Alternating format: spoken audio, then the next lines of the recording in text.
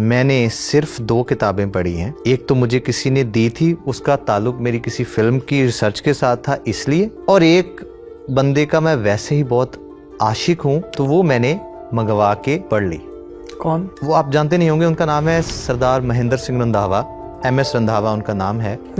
वो जब हिंदुस्तान आज़ाद हुआ था, जवाहरलाल नेहरू साहब जब स्पीच दे रहे थे तो वो आज़ाद हिंदुस्तान के इस शहर दिल्ली के सबसे पहले डिप्टी कमिश्नर थे। अब IAS होते हैं, तब ICS होते थे मेरे ख्याल से, इंडियन सिविल सर्विसेज। 1931 के वो ICS थे आई थिंक। यूरोप में उनकी डॉक्टरेट है बॉटनी पे। चंडीगढ़ में जितने भी पेड़ लगे हैं उन पे कभी पतझड़ नहीं आती, इसलिए कि वो बहुत रिसर्च के बाद उन्होंने लगवाए थे। पंजाब एग्रीकल्चर यूनिवर्सिटी लुधियाना उनकी देन है। चंडीगढ़ में आर्ट्स कॉलेज उनकी देन है। शहर सारा उनकी देन है।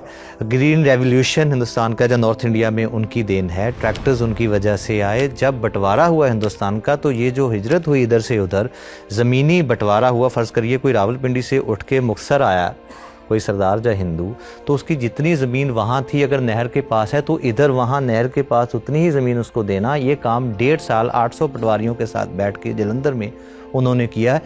वो 6वां दरिया थे हिंदुस्तान का। लेकिन मुझे ये बड़ा इस बात का रंज रहता है कि उनके बारे में, आप तो सर फिर भी यहाँ रहते हैं, एक और स्टेट से आपका रब्ता है, हमारी खुद पंजाब की स्टेट में उनको बहुत कम लोग, मतलब कोई नहीं जानता। आप कभी सवाल करिएगा, नहीं जानते। तो मैं जम्मू से वापस आ रहा था, एक दसूआ कस्बा है होशियारपुर में, उसके लेफ्ट में जाते ही 1.5 किलोमीटर पे एक गांव है बोदड़ा, वो उनका गांव है सर। दुनिया घूमने वाला, लखनऊ में, कानपुर में कमिश्नरियाँ करने वाला, कांगड़ा की सारी पेंटिंग्स को प्रिजर्व करने वाला, पंजाब के सारे फोक को इकट्ठा करके छापने वाला, फनकारों को नौकरियाँ देने वाला, बटालवी साहब को 22 सेक्टर बैंक में नौकरी उन्होंने दिलवाई, बहुत से आर्टिस्ट, पेंटर, शिव सिंह बेदी जी जो हैं उनको वहाँ घर देना, अमृता प्रीतम जी के साथ रब्ता, खुशवंत सिंह के साथ, राजपूर साहब उनके पास आते थे, उस मयार की हस्ती थी वो।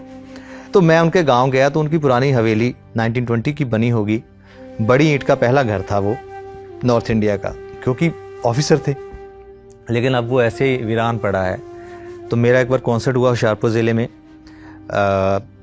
मेरे ख्याल हरियाणा कैडर से वो IAS हैं, बड़े जूनियर 2018 के कैडर के होंगे, तो वहाँ डिप्टी कमिश्नर थे। मैंने कहा जी अगर आप मेरे लिए कुछ करना चाहते हो तो कम से कम रंधावा साहब का बस्ट होशियारपुर ज़िले में तो लगा दीजिए, क्योंकि सर इतनी दुनिया घूम के जब वो अपनी बायोग्राफी लिखते हैं, उसका नाम है आप बीती, उसकी फर्स्ट लाइन क्या है, किन्ने सोने ने होशियारपुर दे पिंड।